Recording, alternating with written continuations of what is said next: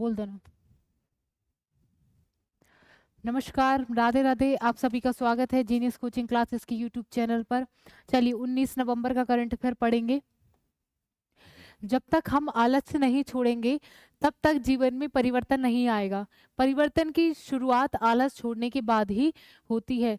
जब तक आप आलस्य नहीं छोड़ेंगे तब तक या फिर आप मेहनत नहीं करेंगे, अपने आलस को छोड़कर अपने लक्ष्य की ओर बढ़ने के लिए जो त्याग है, मेहनत है, वो नहीं करेंगे, तो स्वाभाविक सी बात है वहीं आप बिस्तरों में सोते रह जाएंगे और कोई मतलब नहीं, बस आलस ही आपकी जिंदगी में रहेगा। बाद में आप करना भी कुछ काम चाहोगे तो भी आप आलस ही कर पाओगे, क्योंकि जब टाइम था तब आपने कुछ किया नहीं, आलस किया, तो फिर जिंदगी भर ही आलस ही रह पाएगा। चलिए पहले क्वेश्चन की तरफ बढ़ेंगे। पहला क्वेश्चन क्या है? पहला क्वेश्चन है, हाल ही में किसे फिक्की का अध्यक्ष नियुक्त किया गया है? इसके ऑप्शन आपके सामने हैं। पहला ऑप्शन है हर्षवर्धन अग्रवाल, दूसरा ऑप्शन है पी शिवमणि, फिर तीसरा ऑप्शन है सुमन बेरी, फिर है सतीश कुमार। बताइए इसका आंसर क्या है?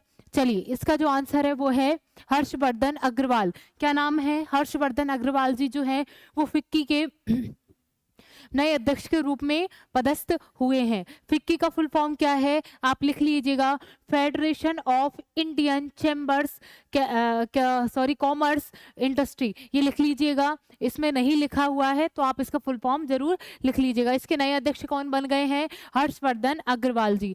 चलिए, फिक्की की स्थापना जो हुई थी 1927 में हुई थी, मुख्यालय नई दिल्ली में, और जो अध्यक्ष बने हैं अभी फिलहाल में हर्षवर्धन अग्रवाल। फिक्की एक जो है भारत में व्यापार संगठन का एक संघ है। फिक्की जिसको हमने नाम दिया है भारत का व्यापार का एक संगठन। चलिए अभी जो नई कुछ हाल ही में नियुक्तियां हुई हैं वो हम देख लेते हैं। देखिए फिक्की का हमने अभी पढ़ा है, हर्षवर्धन अग्रवाल अभी नए नियुक्त हुए हैं। उसके अध्यक्ष लोकपाल जो हैं एम खानविलकर जो है वो लोकपाल के रूप में अभी पदस्थ हैं। और जो अभी नए न्यायाधीश बने हैं उनका नाम क्या है? संजीव खन्ना, ये 51वें नंबर के होंगे। और एसबीआई के चेयरमैन अभी कौन है? C S Setty. क्या नाम है? C S Setty. Railway board के नए अध्यक्ष जो है वो सतीश कुमार बन गए हैं। राष्ट्रीय महिला आयोग की जो अध्यक्ष हैं उनका नाम है विजया कुमार रहाट, जो है इनकी अध्यक्ष हैं। इंडियन एयरफोर्स के जो प्रमुख है उनका नाम क्या है? अमरप्रीत सिंह। इंडियन नेवी के कौन है? दिनेश कुमार त्रिपाठी। इंडियन आर्मी के कौन है? उपेंद्र द्विवेदी। CISF के जो हैं वो राजविंदर सिंह भट्टी। जब भी किसी हम सेना जो है, अधिकतर आपने देखा होगा हर स्लाइड में जो है हर करंट अफेयर के जो रोज के हम डेली यूज के जो करंट अफेयर हम पढ़ते हैं कुछ क्वेश्चन, उसमें सेना के कुछ ना कुछ क्वेश्चन आते ही हैं। तो हमने ये जो चार जो क्वेश्चन है ये तो हमने पढ़े ही रखे हैं। और ये भी जो है हमने अभी देखा, अभी आपके सामने न्यायमूर्ति भी हमने पढ़ी लिए। ये जो कुछ है ये दो जो है आपको थोड़े नए लग रहे होंगे, इनको अच्छे से करें। और आपको SBI के चेयरमैन भी बहुत अच्छे से पता है, क्योंकि बैंक जब क्वेश्चन आता है तो हम इसको भी पढ़ रखा है। अब दूसरा क्वेश्चन क्या है? इंडियन ऑयल कॉर्पोरेशन का नया अध्यक्ष किसे नियुक्त किया गया है? इसके ऑप्शन आपके सामने हैं। पहला ऑप्शन है अमिताभ चौधरी, फिर दूसरा ऑप्शन है अरविंद सिंह साहनी, फिर तीसरा ऑप्शन है विजय कुमार राहट, फिर है हर्षवर्धन अग्रवाल। हर्षवर्धन अग्रवाल तो हो ही नहीं सकते, क्योंकि ये तो भाई फिक्की के नए अध्यक्ष के रूप में अभी तैनात हैं। पर इसके भाई क्या पूछा गया है? इंडियन ऑयल कॉर्पोरेशन, इसके नए अध्यक्ष के रूप में अरविंद सिंह सानी, इनकी इमेज देखिए, अरविंद सिंह सानी को जो है इसका नया अध्यक्ष नियुक्त किया गया है। इंडियन ऑयल कॉर्पोरेशन ये भारत की सबसे बड़ी कंपनी है तेल के मामले में। आप सभी जानते होंगे कि भारत की सबसे टॉप पर सर्वोच्च कंपनी तेल के मामले में जो है इंडियन ऑयल, इसका आपने लोगो भी अधिकतर देखा ही होगा। अब देख लेते हैं, जब हमने इसकी बात कही है तो इसकी स्थापना भी देख लेते हैं। 1959 में इसकी स्थापना की गई। इसका मुख्यालय नई दिल्ली में है। और अभी हमने अध्यक्ष का ही क्वेश्चन पढ़ा है कि अरविंद सिंह सानी जो है इसके अध्यक्ष हैं। देश की सबसे बड़ी तेल कंपनी यही कहलाती है। इसका लोगो भी याद रखें, ठीक है? लोगो वैसे आप सभी को याद होगा कि ऐसा इसका लोगो है। चलिए अगले क्वेश्चन की तरफ बढ़ेंगे। प्राइम मिनिस्टर जी जो हमारे नरेंद्र मोदी जी हैं, उन्होंने बिहार के किस शहर में एम्स की आधारशिला रखी है? इसके ऑप्शन आपके सामने हैं, पटना, कैमूर, दरभंगा और नालंदा। एम्स क्या है भाई? एम्स चिकित्सालय है एक ऐसा जिसमें हर प्रकार की जो बीमारी है उसका इलाज हो सकता है। हर प्रकार के डॉक्टर जो है उसमें आपको उपलब्ध होंगे, पर उसमें जो है आपको पहले से आपको अपॉइंटमेंट लेना पड़ता है, और आप दिल्ली के अगर एम्स में जाएँगे तो आपको कम से कम शायद 1 महीने बाद आपको दिखाने जाना पड़े और नंबर 1 महीने पहले लगाएँ। तो ये है, पर अच्छा इलाज होता है। चलिए, तो प्राइम मिनिस्टर मोदी जी ने जो है बिहार के किस शहर में एम्स की आधारशिला रखी, और इसका जो आंसर है वो है दरभंगा। किसमें भाई? दरभंगा जो क्षेत्र है वहां पर एम्स की आधारशिला किसने रखी? हमारे प्राइम मिनिस्टर जी ने।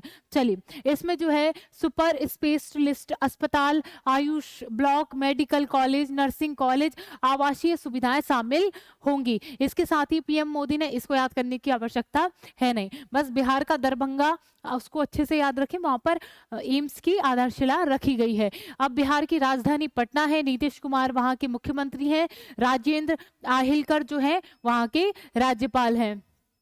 चलिए, ये कुछ और देख लेते हैं बिहार से संबंधित। आपदा के पूर्वानुमान के लिए नीतीश ऐप लॉन्च किया गया। आपदा के पूर्वानुमान के लिए बिहार में नीतीश ऐप करके एक लॉन्च किया गया। जाति आधारित जनगणना शुरू करने वाला पहला राज्य जो है वो भी बिहार ही है। जाति के आधार पर जनगणना हुई है।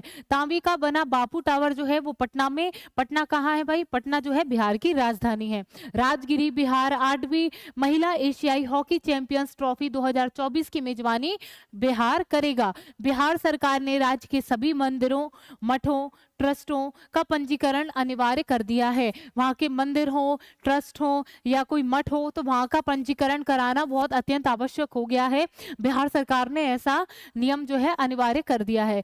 प्रधानमंत्री ने जो है बिहार के राजगीर में नालंदा विश्वविद्यालय के नए परिसर का उद्घाटन किया। जो नालंदा विश्वविद्यालय जो टूट फूट हुई है, उसमें अभी आपने देखा होगा, कुछ वीडियो आपके सामने आई थी, अगर नहीं है तो आप गूगल पर सर्च करके देख सकते हैं कि कुछ समय पहले जो है नालंदा विश्वविद्यालय की दोबारा से आधारशिला रखी गई। ठीक है, तो उस परिसर का जो उद्घाटन किया गया, उसमें देखा होगा प्राइम मिनिस्टर जी को एक लेडी पूरा गाइड कर रही हैं, पूरा नालंदा विश्वविद्यालय की एक एक चीज बता रही हैं।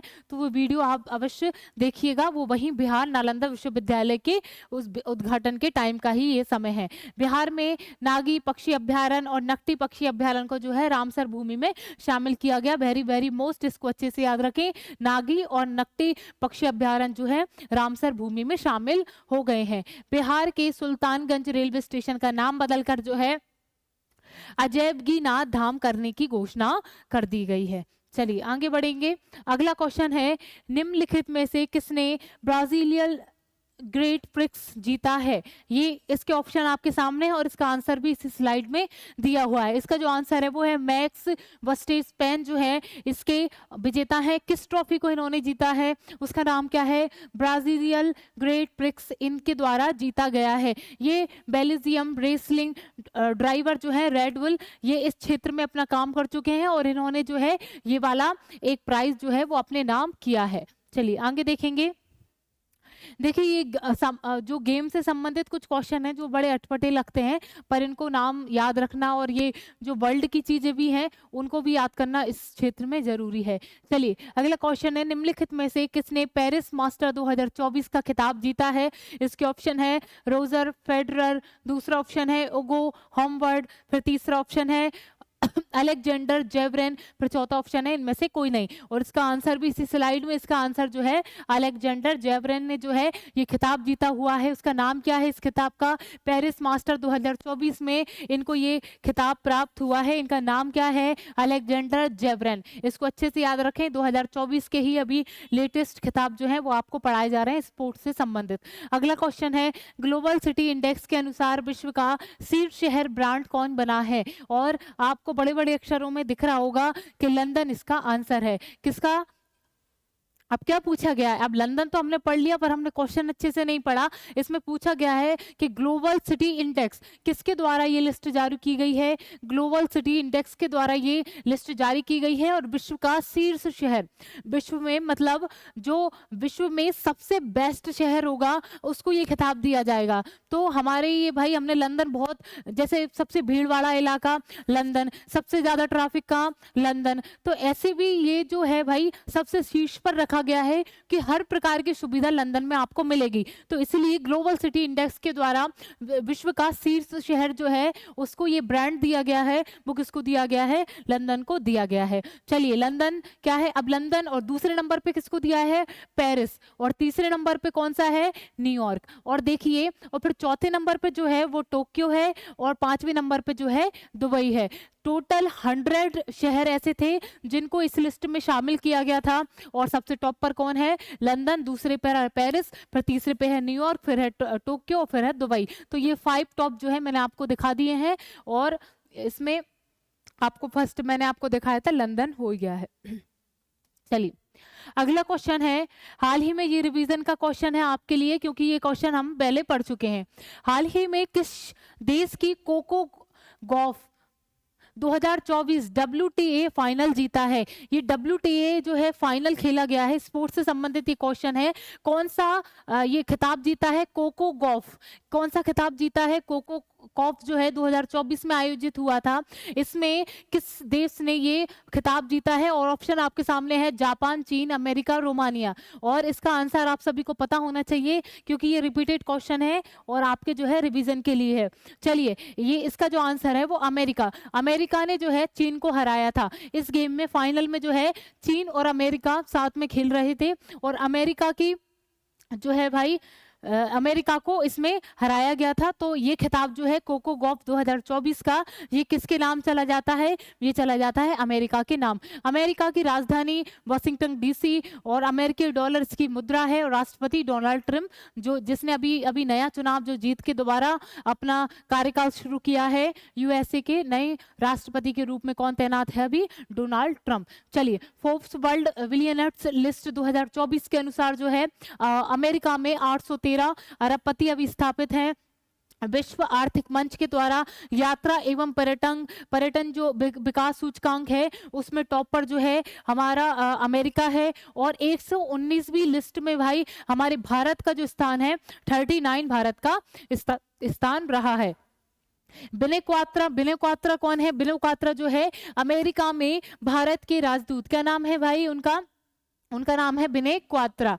सैन्य संगठन नाटो का जो सम्मेलन हुआ वो उसी की राजधानी वाशिंगटन में संपन्न किया गया। भारत और अमेरिका के फोर्स तर्कस जो है वो कोलकाता में अभी संपन्न हुआ था, जो हम अभी पढ़ के आए हैं। व्हाइट हाउस का चीफ ऑफ स्टाफ जो है वो सुशी विल्स को चुना गया है। और भी मंत्रिमंडल जो है हम रोज के रोज पढ़ रहे हैं कि किसको जो है विदेश मंत्रालय मिल गया है, हम अमेरिका की पढ़ रहे हैं। इतना हालांकि उसमें जानने की आवश्यकता नहीं है, पर रोज की रोज न्यूज जो है हम थोड़ा सा सुनते रहेंगे तो कहीं हमें याद रहे तो वो अच्छा रहता है। वर्ल्ड की भी जानकारी हमें होनी चाहिए। चलिए अगला क्वेश्चन क्या है, भारत के किस शहर में रूसी व्यापार केंद्र खोला गया है? ये भी रिपीटेड क्वेश्चन है और इसका जो आंसर है वो है दिल्ली। आप सभी को याद होगा कि भारत ने जो है रूस के साथ आर्थिक विकास बढ़ाने के लिए, आर्थिक विचारधारा, आर्थिक लेन देन को बढ़ाने के लिए भारत में रूसी एक व्यापार केंद्र खोला गया है, और वो हमारी नई दिल्ली, हमारी भारत की राजधानी में खोला गया है। इसकी राजधानी, रूस की राजधानी पढ़ रहे हैं हम, तो रूस की राजधानी जो है मॉस्को, मुद्रा का नाम है रूबल, और राष्ट्रपति व्लादिमीर पुतिन इसके प्रमुख हैं। चलिए ये पढ़ने की आवश्यकता नहीं, मैंने आपको देश बता दिया है कि आर्थिक सहयोग को बढ़ावा देने के लिए रूसी व्यापार जो है हमारे भारत में, भारत की राजधानी दिल्ली में शामिल किया गया है या उसका उद्घाटन किया है। ब्रिक्स समिट 2024 जो है वो कहां पर, वो रसिया में ही संपन्न हुआ भाई। Exercise between India and Russia, मतलब रूस और भारत के बीच में जो एक्सरसाइज होती है उसका नाम क्या है, वो है, पहला है इंद्र और दूसरा क्या है, एविया इंद्र। अब भारत और रूस का एक समझौता है जो हम जब से पढ़ रहे हैं तब से हम ये समझौता इस स्लाइड में पढ़ते हुए आ रहे हैं, सबको रट गया होगा। ये समझौता क्या है, S-400 सुदर्शन S-400 को हमने दूसरा नाम क्या, हमने बदले नामों में पढ़ा था। S-400 का दूसरा नाम क्या है, दूसरा नाम नहीं, उसका नाम ही चेंज कर दिया है। अब S-400 के नाम से इसको कोई नहीं जानता, इसको जानता है सुदर्शन के नाम पर, और सुदर्शन क्या है, एक मिसाइल है। ठीक है, चलिए आगे देखेंगे। AK-203 जो है ये भी एक समझौता है भारत और रूस के बीच में। चलिए आगे देखेंगे। अगला क्वेश्चन है, निवेश आकर्षण और रोजगार सृजन के लिए कौन सा देश माइंडफुलनेस सिटी का निर्माण करेगा? और इसके ऑप्शन आपके सामने है, सऊदी अरब, दूसरा है भूटान, फिर है अमेरिका, फिर है यूएई। बताइए इसका आंसर। चलिए, इसका आंसर जो है भूटान। कौन सा देश? भूटान एक ऐसा देश है जो अपने क्षेत्र में जो है माइंडफुलनेस सिटी का निर्माण करेगा। अब इसका मतलब क्या है और ये क्यों कर रहा है? क्वेश्चन अच्छे से पढ़िएगा, इसका आंसर भी आपको मिलेगा। निवेश आकर्षण और रोजगार सृजन के लिए, मतलब ये उत्साहित कर रहा है, ये आकर्षण कर रहा है किसके लिए? कि दूसरा देश आकर हमारे देश में पैसे लगाए, हमारे देश को पैसे दे, जिससे हमारे इधर व्यापार की वृद्धि हो और जो है हमारी अर्थव्यवस्था का विकास हो सके, और बाहर के लोग जो है हमारे इधर रोजगार प्राप्त करने के लिए आए, जिससे हमारी अर्थव्यवस्था उन्नत हो सके, अच्छी हो सके। तो वहां पर भाई माइंडफुलनेस सिटी का एक निर्माण किया जा रहा है। किस शहर में, किस देश में? भूटान देश में। चलिए, ये लास्ट क्वेश्चन था। इसी के साथ जो है मैं आपसे कल मिलूंगी। राधे राधे।